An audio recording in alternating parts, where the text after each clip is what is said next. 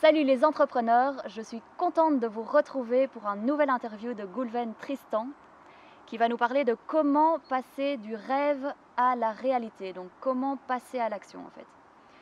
Alors si ce n'est pas déjà fait, je vous invite à télécharger les 9 questions que tout le monde devrait se poser au moins une fois dans sa vie. Vous trouverez le lien dans la description ci-dessus ou ci-dessous. Alors sans perdre de temps, on va commencer cette interview. Alors Goulven, bonjour. Merci à toi Ophélie de me recevoir chez toi pour ce témoignage.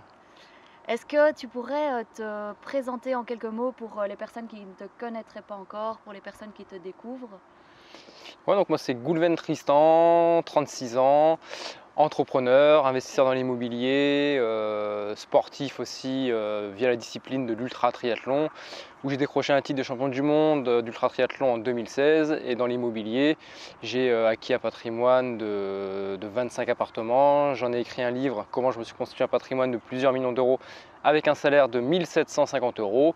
Et maintenant, pour faire simple, j'essaye d'accompagner autant les entrepreneurs que les sportifs à réaliser leurs objectifs et leurs rêves. Ok, donc c'est un parcours très intéressant. Tu as plusieurs casquettes, donc C'est ça, ouais. la casquette de l'immobilier, je pense que tu as investi dans beaucoup d'appartements, je pense en 25 appartements, quelque chose comme ça. Ouais, c'est ça, il y a eu 25 appartements ouais, en l'espace de 8 ans à peu près.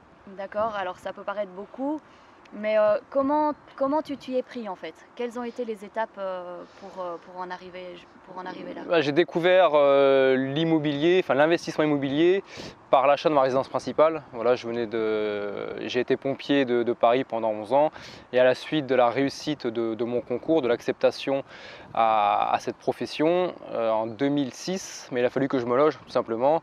Donc la première question, ça a été de savoir de quelle manière j'allais me loger, si j'allais prendre une location ou si j'allais acheter ma résidence principale. Voilà, après m'être concerté un peu auprès de mes parents pour avoir un peu leur avis. Bon, mes parents me trouvaient un peu jeune pour investir, mais finalement c'est cette option que j'ai choisie, l'investissement. Donc j'ai acheté ma résidence principale, je devais avoir je crois 23 ou 24 ans. Et de là, c'est comme ça que j'ai découvert l'immobilier, tout simplement par l'achat de ma résidence principale. Donc ce n'était pas forcément un objectif que tu avais dès le départ d'investir dans 25 appartements. Ah pas du tout, et c'est venu bien après, enfin c'est venu assez rapidement mais bien après. Après j'en ai acheté je me suis familiarisé avec mon premier achat où je suis resté peut-être un an et demi, mais sans avoir l'objectif d'en acheter un deuxième et un troisième. J'étais vraiment content à 23-24 ans d'être propriétaire de ma résidence principale, même si c'était juste un studio de 22 mètres carrés.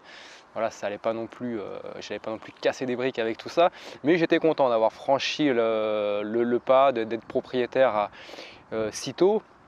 Et de là, en fait, moi, je me suis mis à m'intéresser à l'immobilier de par ma résidence principale. C'est-à-dire, comme je n'avais pas de grandes notions dans l'immobilier, je ne savais pas si pour moi, j'avais fait un bon achat. Mais bon, j'avais personne pour me le démontrer, j'avais pas de repère, voilà. Donc du coup, régulièrement, j'allais voir les agences immobilières pour savoir si mon bien montait ou baissait. Et en fait, j'ai rapidement vu des prix, enfin des logements identiques se vendre à 10-15 000 euros au-dessus du prix auquel je l'avais acheté. Donc ça m'a réconforté dans mon choix. C'était vraiment un premier investissement qui a été réussi.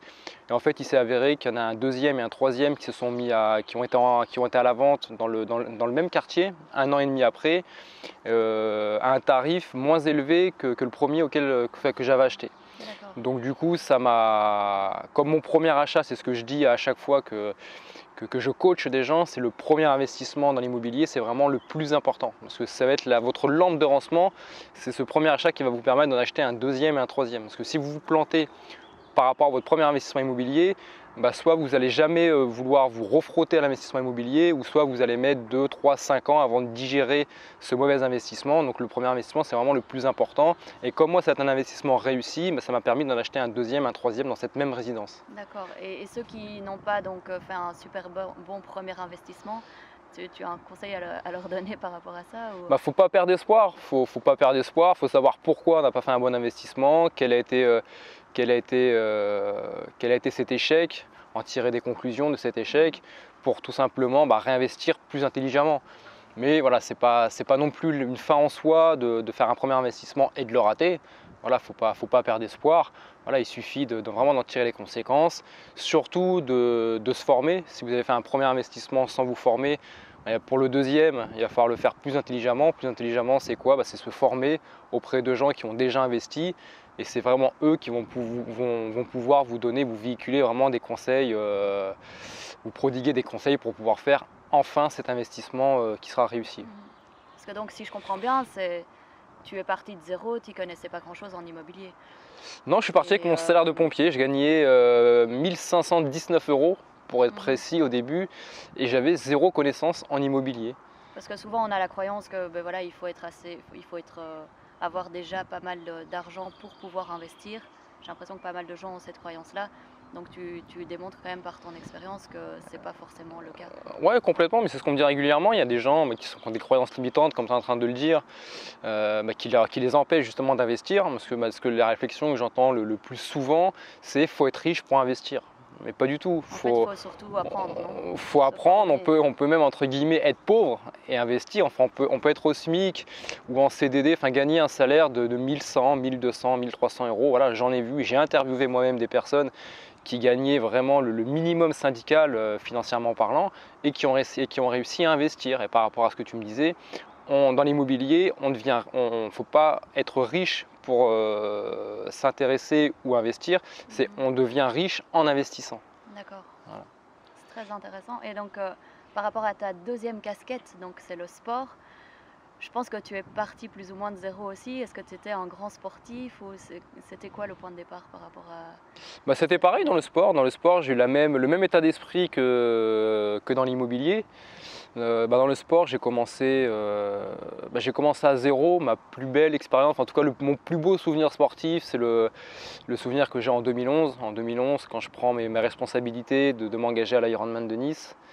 Donc, et pour ceux qui ne savent pas ce que c'est un Ironman, ouais, non, mais bonne question. Donc un Ironman, pas au début, un Ironman, déjà, ça fait partie de la discipline du triathlon, et c'est 3 km 8 de natation, 180 km de vélo, et on finit par un marathon, donc soit 42,2 km de course à pied. C'est un peu, on va dire entre guillemets, la discipline reine du triathlon. Et moi, voilà, en 2011, j'avais jamais fait de triathlon. Voilà, je nageais pas, je nageais vulgairement à la brasse, j'avais même pas de vélo. Le vélo, je l'ai acheté 4 ou 5 mois avant la compétition. Et moi, j'avais quand même l'habitude, je partais pas non plus de zéro, parce que j'avais l'habitude de faire des longues distances, mais en course à pied.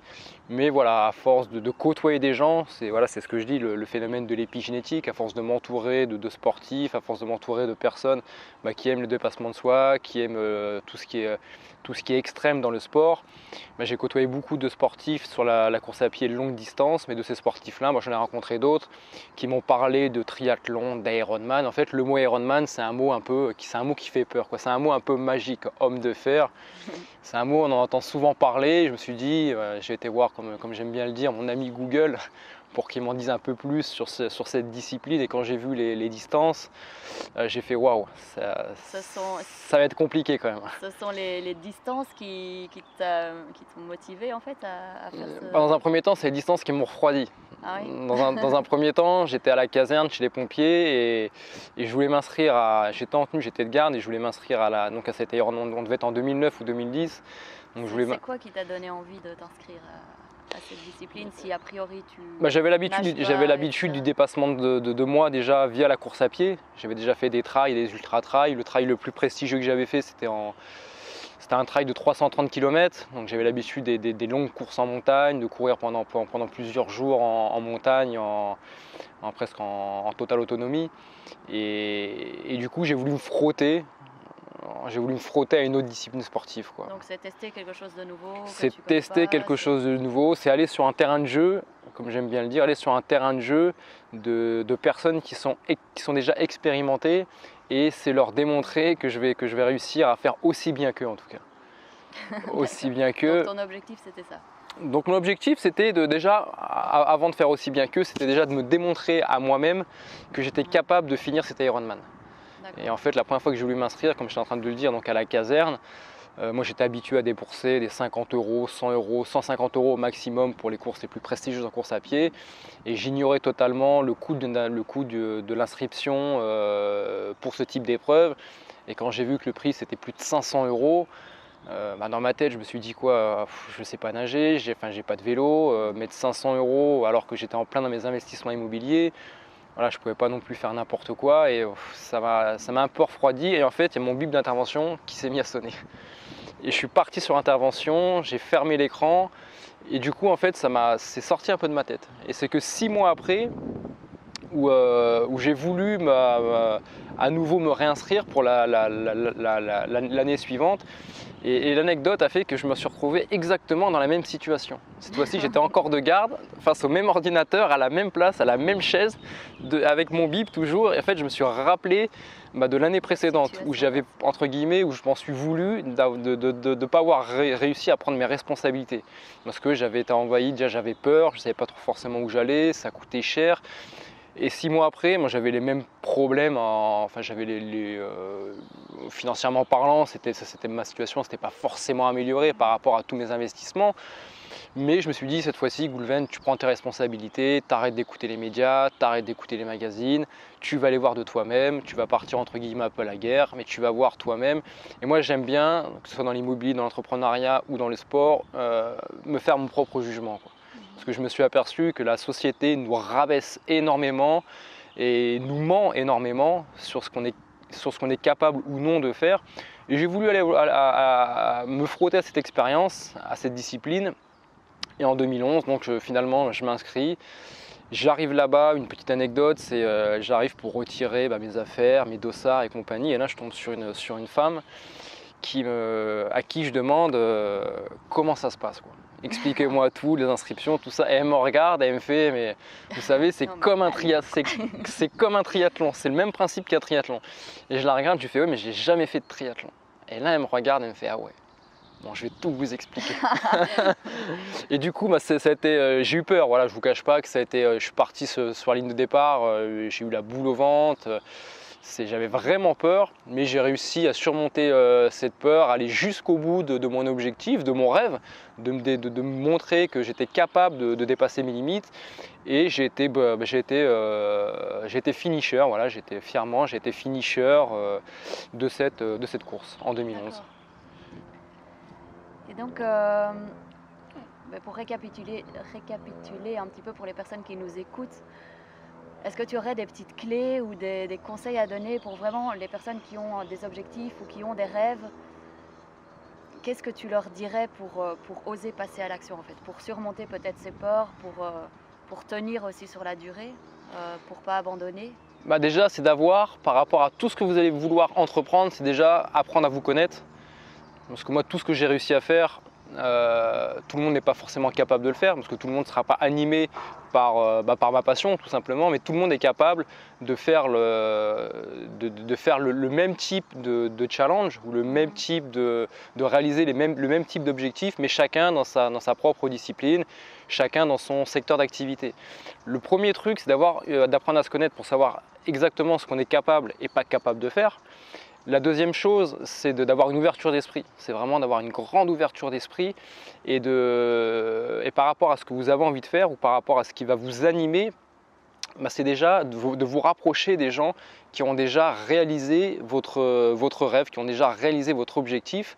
Et c'est eux qui vont vraiment vous guider, c'est eux qui vont vraiment vous montrer la voie du possible. Parce qu'on peut trouver des moyens en fait pour se rapprocher de l'objectif, tout simplement d'abord dans un ouais, voilà, se rapprocher d'un objectif ou se rapprocher de personnes qui vont vous montrer que telle chose existe, enfin vous montrer que ça existe. Moi j'ai su trouver ça tout seul, que ça existait parce que j'ai une grande ouverture d'esprit, parce que je m'intéresse à énormément de choses, je suis vraiment très curieux.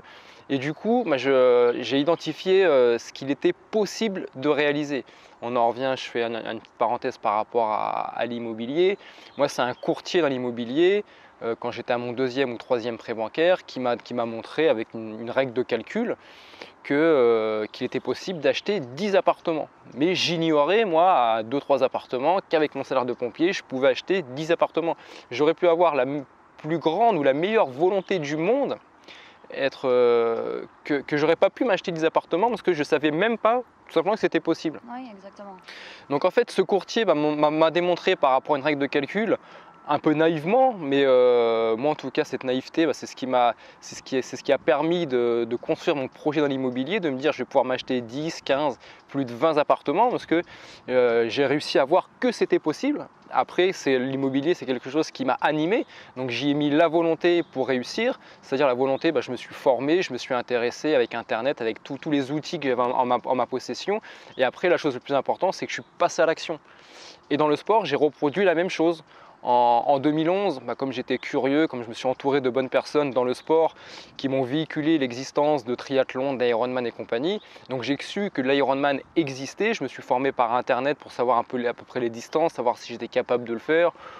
Bon, j'avais quand même des doutes sur ma capacité athlétique à pouvoir terminer cette épreuve, mais je me suis dit tant pis, on va aller voir. Et j'ai su que c'était possible de le faire parce que voilà, j'ai vu que ça existait, j'ai vu que ça m'animait et du coup je suis passé à l'action pour cet Ironman de Nice. Et ce qu'on n'a pas dit, c'est qu'en fait 5 ans après, je fais champion du monde d'ultra triathlon. Mais si en 2011, je n'avais pas su prendre mes responsabilités de m'engager à cette compétition, si j'avais dû écouter cette société tout simplement, elle m'aurait privé d'un titre mondial parce que cette société m'aurait dit quoi? Pour faire un Ironman, il faut 6 mois d'entraînement, il faut déjà avoir une grande expérience en triathlon. Alors c'est sûrement valable pour beaucoup de gens, mais ça ne l'est pas pour d'autres personnes qui ont cette vision, qui ont appris à se connaître, qui ont cette volonté de passer à l'action, qui ont cette volonté de vouloir créer leur vie, tout simplement, qui ont cette volonté de vivre leur vie, tout simplement. Donc pour récapituler ce que tu me disais, Ophélie, la première chose, c'est avoir une ouverture d'esprit pour déjà savoir que ça existe, parce que si vous ne savez pas que ça existe, c'est difficile de vouloir quelque chose que vous ignorez. La deuxième chose, ça va être se former pour pouvoir réaliser ce que vous voulez faire. Et la troisième chose, qui est aussi importante, ça va être de passer à l'action. Voilà, passer à l'action, mais n'ayez pas peur si vous prenez des échecs, si vous ne réussissez pas. Mon premier Ironman, à un moment donné dans l'eau, j'ai cru que j'étais hors délai et je me voyais échec. Dans ma tête, j'étais complètement échec et c'est pas grave, je serais retourné chez moi en ayant vécu cette expérience de moi-même et j'aurais pu apprendre de où j'ai péché.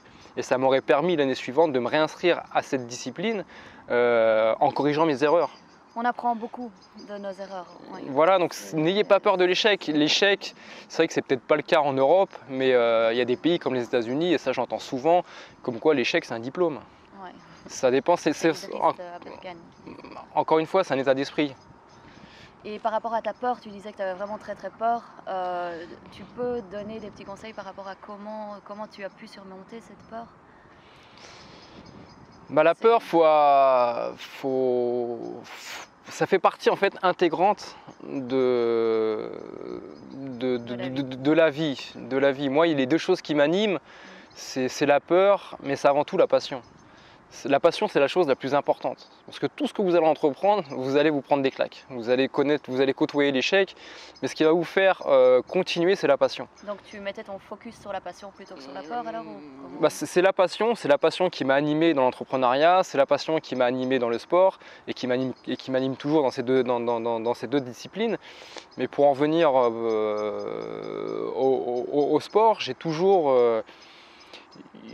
cette peur, mais je sais que ça fait partie intégrante de la compétition. Donc c'est l'accepter et l'apprivoiser. C'est l'accepter, l'apprivoiser. Hier, je regardais, pas plus tard qu'hier, je regardais un interview, un témoignage sur un boxeur français qui a été titré 11 fois champion du monde de boxe thaïlandaise.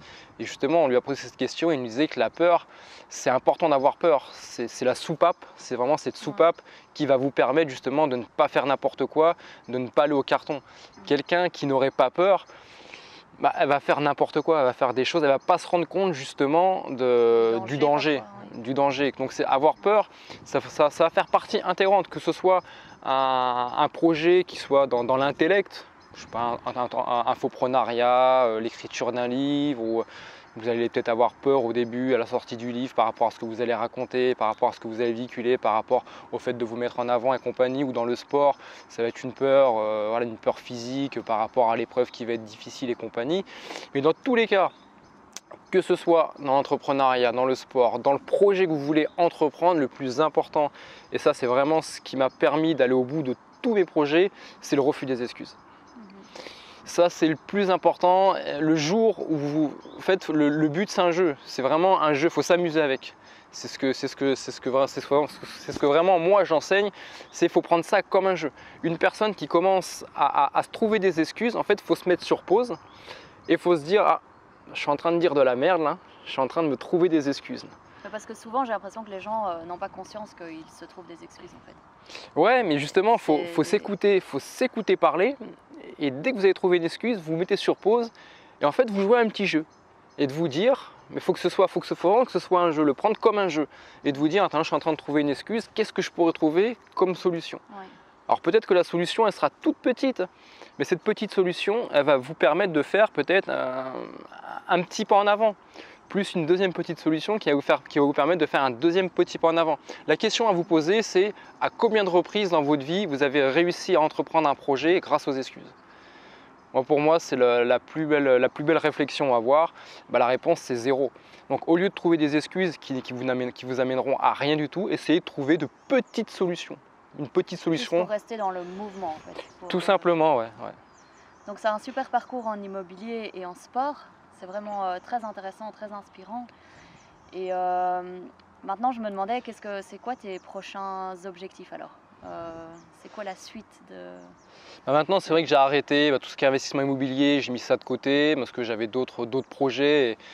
Et bon, on ne va pas faire un cours sur le focus parce qu'on partira encore sur autre chose. Mais en fait, pour faire court, quand je fais quelque chose, je me focus sur une discipline. Pendant 8 ans, je me suis mis à fond dans l'immobilier. Après, du jour au lendemain, j'ai arrêté les investissements parce que j'avais ces championnats du monde. J'avais fait connaissance avec l'ultra triathlon et j'avais vraiment envie de m'y investir à 100%. Donc j'ai tout arrêté dans l'immobilier, je me suis mis à focus à 100% pendant 2 ans dans ces championnats du monde ultra triathlon où j'ai eu la réussite, la chance et aussi la volonté d'aller décrocher ce titre mondial. Tu t'es entraîné comme un... Je me suis entraîné, je me suis mis focus pendant 2 ans uniquement là-dessus. Et maintenant, le sport, c'est que les gens ne comprennent pas forcément, mais moi j'ai arrêté l'ultra triathlon, j'ai arrêté en octobre 2016. Et en fait, le jour où j'ai passé la ligne d'arrivée, j'étais au Mexique avec mon vélo, j'ai arrêté l'ultra triathlon. Du jour au lendemain, j'ai tout arrêté parce que je savais que j'avais d'autres projets qui étaient en cours. Ton objectif était atteint en fait. Mon objectif était atteint, ça ne veut pas dire que je ne le reprendrai pas par la suite, mais en fait là j'ai d'autres objectifs. Maintenant j'ai accumulé énormément d'expérience par rapport à l'entrepreneuriat, par rapport au sport, par rapport au mental, au mindset, à tout ce que vous voulez. Et maintenant je suis dans une phase où j'ai envie de véhiculer tout ce que j'ai pu apprendre. J'ai autant envie de le véhiculer pour moi-même, c'est-à-dire en faisant des formations sur internet, en mettant tout ce que j'ai pu apprendre en format papier, en écrivant des livres, que de le véhiculer via des événements, via du coaching, pour vraiment montrer la voie à l'être humain. Via des interviews. Voilà, c'est très important les interviews, c'est vraiment très inspirant. Juste pour montrer à l'être humain, en 2 mots, lui dire c'est possible. Voilà, vis ta vie.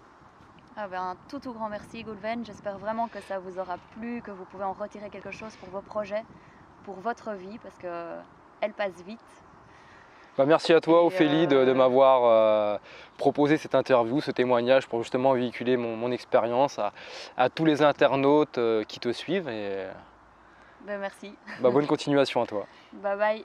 Bye bye. Ciao ciao.